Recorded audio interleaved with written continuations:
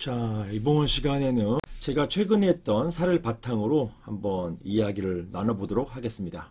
제목 보시는 것처럼 정관의 과연 정관, 이 관리규약이에요. 여기는 특이하게도 관리규약이라는 표현을 쓰지 않고 과연 정관이라는 표현을 썼어요. 뭐 그래도 상관없습니다.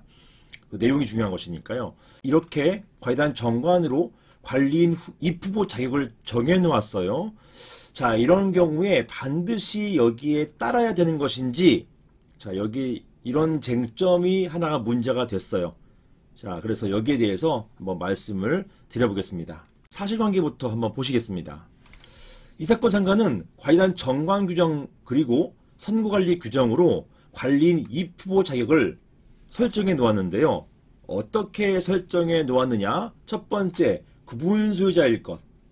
그리고 두 번째, 최근 1년간 연간 재산세 100만원 이상 납부 내역이 있을 것. 그리고 마지막으로 구분 소유자, 일단 추천이 구분 소유자예요. 구분 소유자 추천인 20명 이상이 있을 것. 요 세 가지를 이 상가에서는 관련 정관으로 이렇게 정해 놓았습니다. 선거관리위원회에서는 집합금융법 제24조 2항에 관리인은 구분 소유자일 필요가 없다고 명시하고 있으므로, 좀 이따가 이제 이 규정 보실 거예요. 관리는 구분 소유자일 필요가 없다고 명시하고 있기 때문에 여기에 반해서 구분 소유자일 것을 요하는 정관의 규정은 상위법에 반한다. 따라서 무효이다. 이렇게 판단을 했어요. 사실은 이 상가의 관련 정관 규정은 집합건물법 개정 전에 만들어진 정관이에요. 그래서 이런 규정을 해놓고 있었습니다. 집합건물법 개정 전에는 관리인이 구분 소유자냐 아니면 구분 소유자일 필요가 없느냐, 이게 해석이 분분했어요. 물론 판례는 그때에도 구분 소유자일 필요가 없다 이렇게 해놓고는 있었지만 이것을 명문으로 규정한 것은 얼마 되지 않습니다. 그래서 그 전에 만들어진 규정이기 때문에 구분 소유자일 필요가 없다라는 규정, 뭐 비록 이게 벌써 만들어진 지는 오래됐지만 저는 그 이전부터 이 집합근무를 해왔으니까 이게 문제가 된 사실을 잘 알고 있어요. 그래서 당시에 이 집합근무법 개정 전에는 이 관리인이 구분 소유자이어야만 되는지 아닌지에 대해서 항상 해석이 분분했습니다. 아니, 구분 소유자의 대표인 관리인은 구분 소유자여야만 하지, 이런 분도 계셨고, 그럴 필요가 있느냐, 여기에서 뭐 회사도 전문 경영인 데려오듯이 제3자를 데려올 수 있는 것이다, 이런 내용들이 분분했고, 판례는 후자의 입장, 즉 구분 소유자의 필요는 없다, 이렇게 보고 있었습니다. 아무튼 집합건물법의 개정으로 더 이상 관리인은 구분 소유자의 필요가 없기 때문에 구분 소유자만 관리될 수 있다라고 규정한 이 관리 규약은 이거는 상위법에 반한다. 집합건물법인 상위법에 반한다. 따라서 무효이다. 이렇게 선거관리위원회가 유권 해석을 내렸어요. 따라서 구분 소유자의 필요가 없고, 그리고 100만원 이상의 재산세 납부 내역.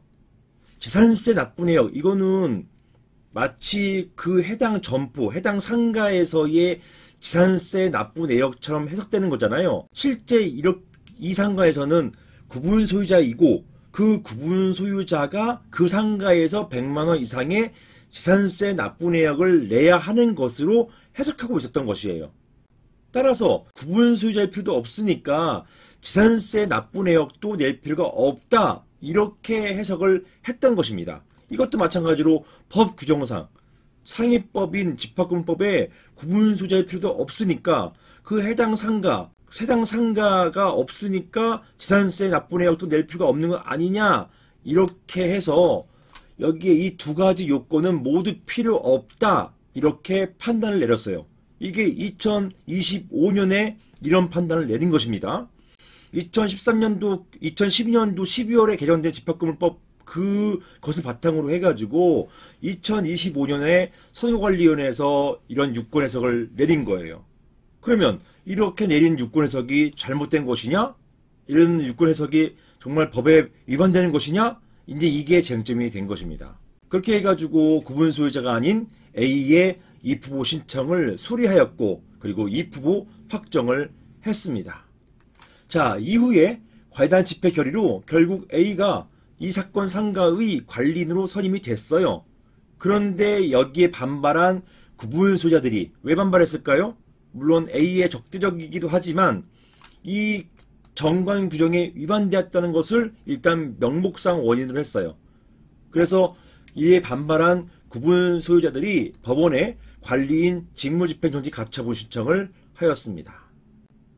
이런 사례예요. 여러분 생각은 어떠세요? 여러분들은 이렇게 선거관리위원회에서 상위법인 집합건물법 규정을 존중해서 그 취지를 존중해서 그 전에 만들어진 이런 규정, 관리인에 대한 제한 규정을 없앴다. 이러한 선거관리위원회의 판단이 옳은 것일까요? 아니면 잘못된 것일까요?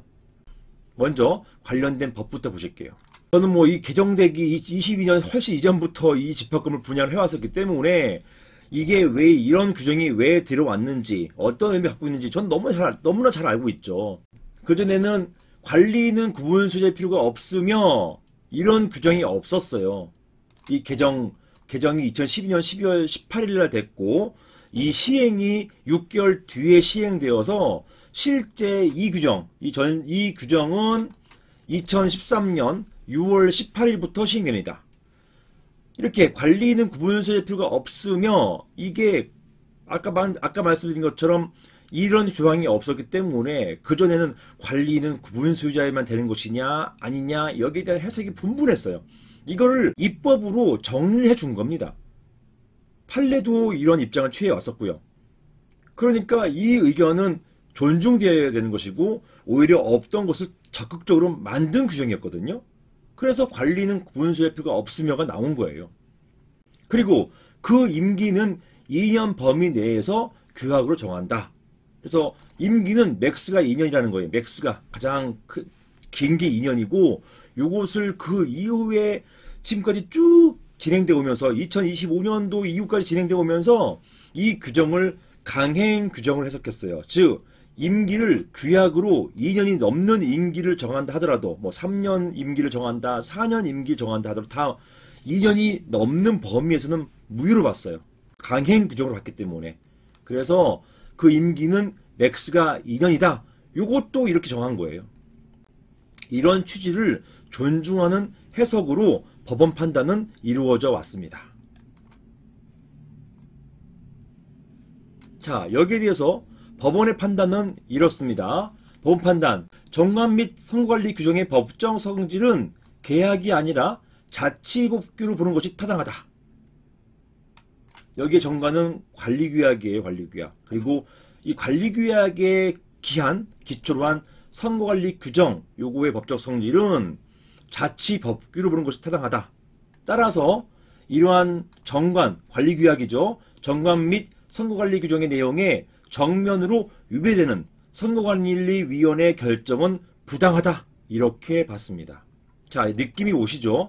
일단은 상위법이 있다 하더라도 이런 정관 및 선거관리 규정은 자치법규이기 때문에 이 자치법규를 정했으면은 선거관리위원회는 따라야 한다. 이런 것이에요.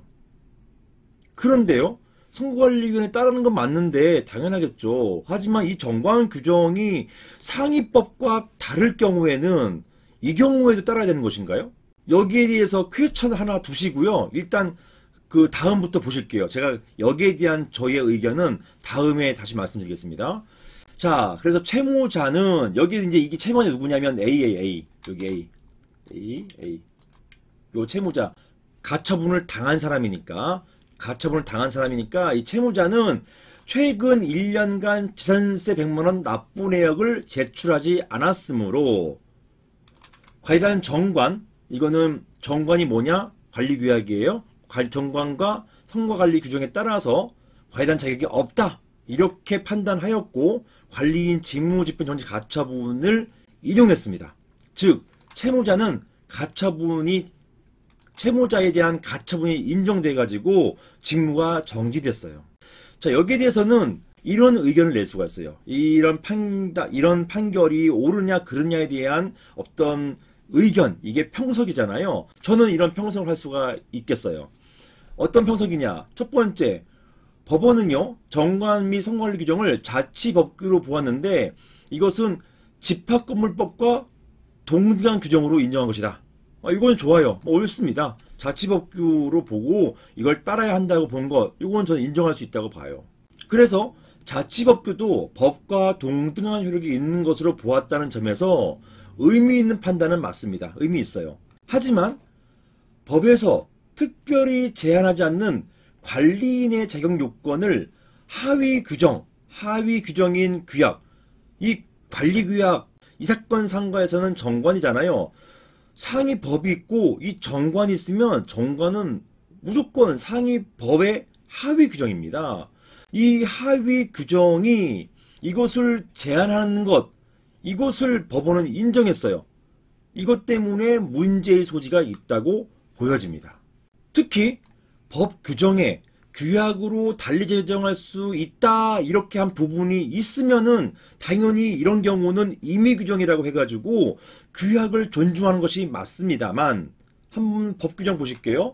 법 규정 보시면 여기 보시면 관리는 구분 소재 필요가 없으며 이렇게 굉장히 드라이하게 나왔어요. 뭐 다른 게 없어요. 거추장스러운 다른 얘기가 없고 또는 관리 규약으로 달리 정할 수 있다 이런 내용이 없습니다.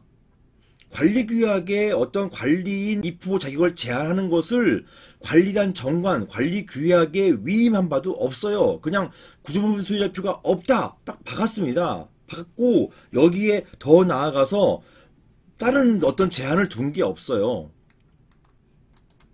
자, 그럼에도 불구하고 하위 규정인 정관이나 이런 선거관리 규정에서 이런 제한했다고 해서 이것을 인정하는 것, 이것은 좀 문제가 있어 보입니다. 자, 그런데요, 판례는요, 한편 구분 소유자에 대한 요건에 대해서는 언급이 없었어요. 여기에 대해서 판례가 약간 방향을 틀었습니다. 원래 소송을 제기한 사람들은 이 채무자 A가 구분 소유도 아닌데 입후보한 것과 그 다음에 연간 재산세 100만 원 이상 납부 내역을 제출하지 않은 것, 이 두 가지 사항을 각각 주장을 했던 것이거든요. 그런데 법원은 구분 소유자가 아님에도 불구하고 관리인이 입후보했다라고 한 주장에 대한 답변을 하지 않고 있습니다. 거기에는 침묵해요. 그리고 엉뚱하게도 재산세 100만 원 이상 납부 내역 제출하지 않았다는 이 부분만 가지고서 문제 삼은 거예요. 그런데요, 실제 이 채무자는요, 재산이 있어가지고 재산세 100만 원 훨씬 넘은 재산세를 납부하고 계셨던 분이에요. 단지 선거관리위원회에서 구분소유자일 필요가 없으니까 구분소유자를 전제로 하는 재산세 내역도 낼 필요가 없다 이렇게 봤던 것 뿐인데, 법원은요, 구분소유자일 필요가 없다라는 선거관리위원회 판단에 대해서는 오히려 판단하지 않고 재산세 100만 원 납부 내역 왜 안 냈느냐 이것만을 탓해가지고 직무를 정지시켜버립니다. 그래서 판례는 구분 소유자 요건에 대해서는 언급이 없어요. 오로지 재산세 100만 원 납부 내역이 없다는 사실만 가지고 관리인 지위를 부인했습니다. 채무자 이 A는 억울한 거예요. 내라고 하면은 충분히 낼 수 있었거든요. 실제 내역이 있으니까. 그러면 이렇게 볼 수밖에 없어요. 이것은 구분 소유자일 필요가 없는지 여부에 대해서는 입장을 밝히지 않았습니다. 입장을 유보한 것으로 보이는데, 이거는 법과 다른 규약, 즉 사안 같은 경우는 정관이잖아요. 이 정관이 있을 때, 규약 정관이 법과 다른 부분이 있을 때 어떤 부분은 인정하고, 즉 100만 원 재산세 납부하라 라고 한 부분에 대해서는 이런 정관 규정은 타당하기 때문에 지켜야 한다 이렇게 보고, 또 어떤 부분은 부정 또는 유보, 반드시 관리인이어야만 한다 라고 하는 부분에 있어서는 판단을 유보하고, 이렇게 보는 것, 이것은 기준이 명확하지 않다 이렇게 비춰질 여지도 있겠습니다. 그래서 이 부분 가지고서 본안소송에서 다투고 있습니다. 이 사건 자치규약인 정관이 상위법인 집합금융법보다 더 우선한다 이렇게 봤으면 이 채무자 A가 구분 소유자가 아니지 않느냐 이런 이유로 직무를 정지했어야 되는데, 이 요건에 대해서는 판단하지도 않고 단지 100만 원 재산세 납부 내역 요거 내지 않았다 요것만 가지고 그 중요한 관리인 지위를 상실시켰다는 것, 굉장히 문제가 있다고 봐요. 오히려 여기에는 다른 견해, 만약에 이게 이 중앙지방법원이 아니라 다른 법원이었다고 한다면은 다른 법원은 달리 판단할 수도 있었다고 보여집니다. 이 관리인지위가 얼마나 중요합니까? 이게 뭐 단지 재산세 내고 안 내고 따라서 달라지는 게 아니잖아요. 차라리 직무 정지하려고 했다고 한다면은 이 사람이 구분 소재가 아니기 때문에 직무 정지해야 된다. 이렇게 봤으면은 법원은 정말로 규약을 법보다 더 우선시하는구나. 이렇게 생각할 수도 있었을 건데 전혀 엉뚱하게 100만 원 납부하지 않은 것 가지고 직무 정지한다. 이렇게 해버리니까 이 사건 상가의 혼란만 더 유발시키는 그런 부분이 있었습니다. 자, 이런 부분은 이게 일반적인 거라고 보기보다는 이 법원, 즉 이 서울중앙지방법원은 이렇게 판단했다. 이런 케이스가 있었다. 이 정도로만 알고 가시면 좋을 것 같습니다. 이것을 일반화할 수는 없어요. 요즘은 이런 가처분 같은 경우는 예전에는 이 판례들이 웬만큼 서로 이렇게 비슷비슷하고 예측 가능성이 있었는데 요즘은 법원마다 독자적인 견해가 굉장히 세졌어요. 그래서 이 재판부의 성향이나 어떤 판단 기준이 제각기 다릅니다. 그래서 이 판단 예측하기 어려운 부분이 상당히 많이 늘어났어요. 이게 최근 판례의 트렌드다. 이렇게 보시는 것도 참고할 만하다고 생각이 됩니다. 이상입니다.